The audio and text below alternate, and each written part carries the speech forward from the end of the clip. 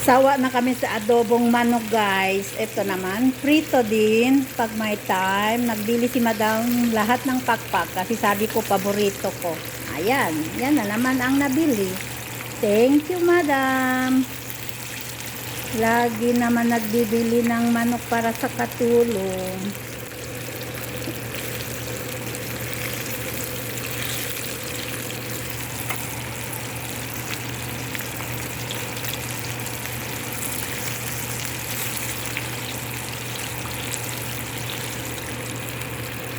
Yan guys, oh, sarap ng kulay pa lang.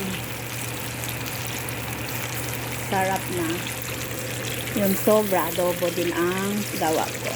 Luto ko.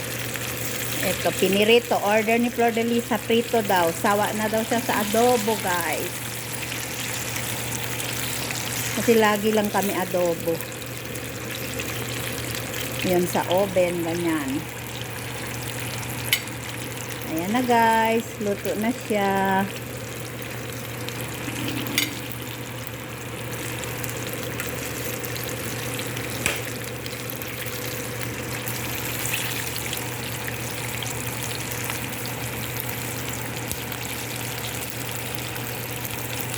Prito-prito din pag may time.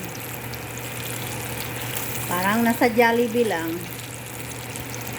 Nakaprito.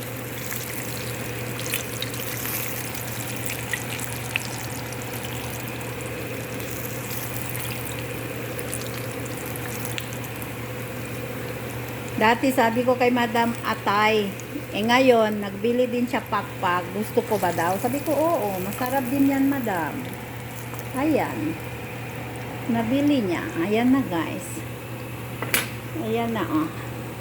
Ready na para sa kain. Yay!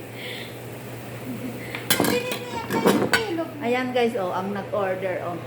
Ayan, yan. Ayan, guys.